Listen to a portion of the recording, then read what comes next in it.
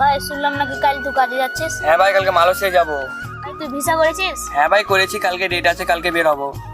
কত টাকা লাগলো ভাই ভিসা করতে? ওই 1.5 লাখ টাকার মতন লাগলো ভাই। বন্ধু ভালো হয়ে থাকিস, বেঁচে থাকলে আবার দেখা হবে ইনশাল্লাহ। ভালোভাবে যাস, দেখে শুনে কাজ করিস। ঠিক আছে ভাই। বন্ধু থাকতে হলে ব্যাগটা গোছাতে হবে আবার। যা বন্ধু। আব্বা গেলাম তাহলে। ভালো করে যাস তাহলে। ঠিক আছে। বেটা ভালো করে যাস। ঠিক আছে। ভালো করে থাকিস বেটা। ঠিক আছে।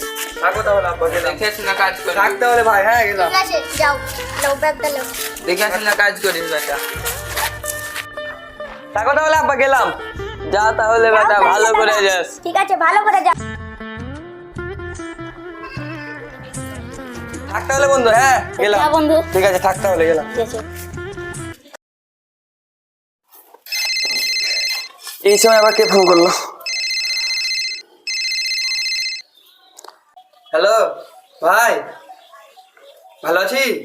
হ্যাঁ ভালো আছি। বাড়িতে আব্বা মা ভালো আছে তো? হ্যাঁ আব্বা মা ভালো আছে। আমি যে বাড়িতে ওষুধ কিনে টাকা পাঠিয়েছিলাম, তো আব্বার জন্য ওষুধ কিনেছি। হ্যাঁ আব্বাকে ওষুধ কিনে এনে দিয়েছি। ভাই আমার সব বন্ধুর কাছে আইফোন আছে, কিন্তু শুধু আমার কাছেই নাই। আমিও নেব। হ্যাঁ আইফোন? আমি তো গত মাসে 30,000 টাকা পাঠালাম। কয়দিন থেকে আমার শরীর অসুস্থ, আমি কাজ করতে পারছি না। আমি অত কিছু বুঝি না, আমাকে আইফোন লাগবে। 50,000 টাকার মতন লাগবে। আমি এই মুহূর্তে এত টাকা কোথায় পাবো? আচ্ছা আমি ব্যবস্থা করছি, দেখছি। আচ্ছা ঠিক আছে, ব্যবস্থা করে আব্বার ব্যাংকে ভরে দিবা। ঠিক আছে, রাখলাম। তাই তো সাহেব এত টাকা দিবে? কিছুদিন আগেই তো 30,000 টাকা নিলাম। এদিকে ভাইও আইফোন কেনার জন্য জিদ ধরেছে। দেখি সাহেবের কাছে চাইয়ে। সাহেব, কি হলো? সাহেব আপনি যে জানেন আমার আব্বা অসুস্থ। হ্যাঁ জানি তো।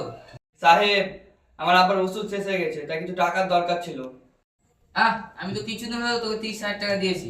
সাহেব আমার এমার্জেন্সি 50,000 টাকা দরকার, আপনি একটু ব্যবস্থা করে দেন। টাকা কি গাছের পাতা? সে তুই যখন চাইবি তখন দেবো।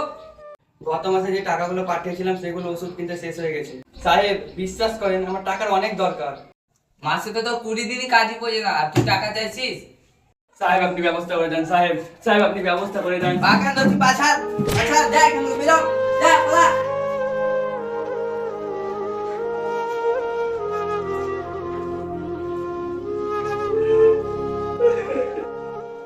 সাহেব তো টাকা দিল না, ভাইও তো রাগে কথা বলবে না। এখন এত টাকা জোগাড় করব কি করে? মাথায়ও তো টেনশন ধরে গেল। হে আল্লাহ, এখন কি করব আমি? বাড়ি থেকে 2 মাস আসা হলো না, ভাইও আইফোন কেনার জন্য আবদার করছে। পরে মাসেও টাকা লাগবে আব্বার ওষুধ কেনার জন্য। এদিকে ভাইও আবদার করেছে, কি যে করি এখন?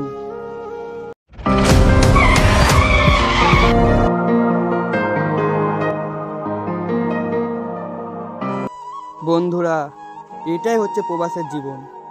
নিজে খেয়ে না খেয়ে পরিবারের স্বপ্ন পূরণ করতে ব্যস্ত থাকে। এটাই হচ্ছে বাস্তব। তাই বলি, যারা প্রবাসে আছে তাদের কাছে কখনো বড় আবদার করবেন না। তারা যতটা পারে আপনাকে সুখে রাখার চেষ্টা করে।